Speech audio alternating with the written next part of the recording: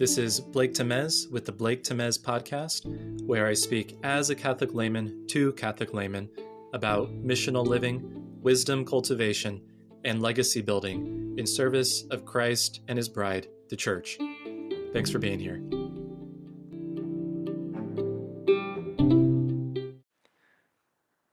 One of the things that can be difficult about youth ministry is that there is an ever-present danger of the ministry activities devolving into mere entertainment. I don't think that that's a widely held view, or perhaps there's just like two extreme camps.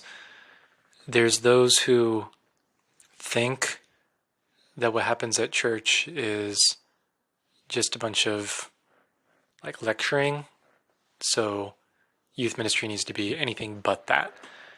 And then on the other extreme, there's people who think that, well, the kids don't learn anything at youth group, and so what they need is some kind of strict form of catechesis.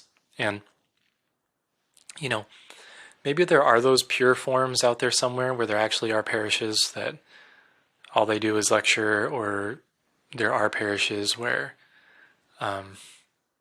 all they do is entertain, but not in my experience. I mean, there's usually some kind of like mix where there's occasionally an imbalance here, an imbalance there, and they're getting it right sometimes, but not other times. And so, the reality is a bit more complex, but I think if I had to kind of associate with one camp without belonging squarely in it, probably the one that sees kind of entertainment becoming too much of a priority. Part of that comes from my conviction that young people can be taken seriously, and that there are like legitimate ways to help them to develop their capacities at their age that are enjoyable because of the sense of growth that comes with them, and that doesn't just seek to kind of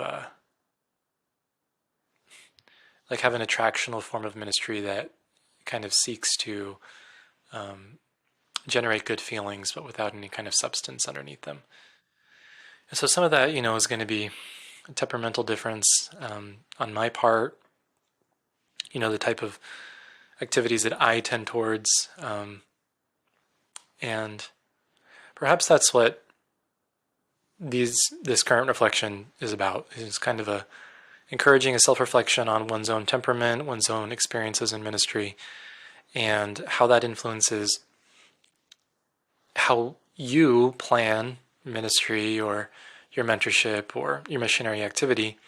And in some cases, you could make the mistake of just creating it in your own image, right? And making the events that you would want to see, which is not all bad, right? Because there's going to be people with commonalities with you that will benefit greatly from that. But depending on your role, if your role is to reach a wider group and to form a more varied group of young people or adults, you're going to have to be cognizant of,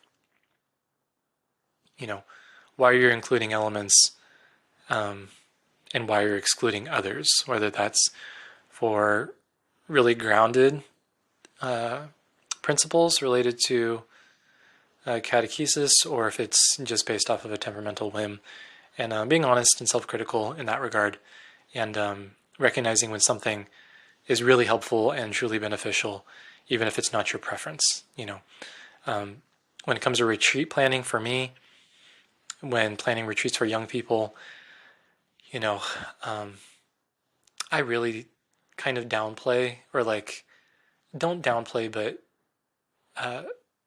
forget about some of the details related to like food, for instance, because while I theoretically appreciate the significance of having, like good food for fellowship time and for breaks and stuff like that, just my personal attitude towards food isn't super.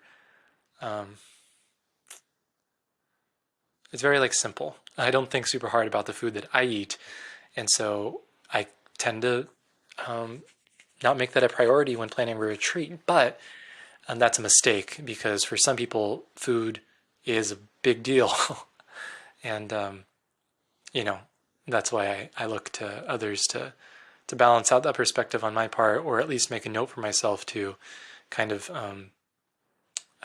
correct my thinking in that area if I'm planning things more solo. So just an example. People have different opinions about different types of music, about games, about the use of videos or not, that type of thing, and you know think carefully about what might be omitted because of your blind spots. And at the same time, know your strengths and stick to your guns if you know that you have the experience and you have the evidence, right, to see that something bears fruit and that something else does not.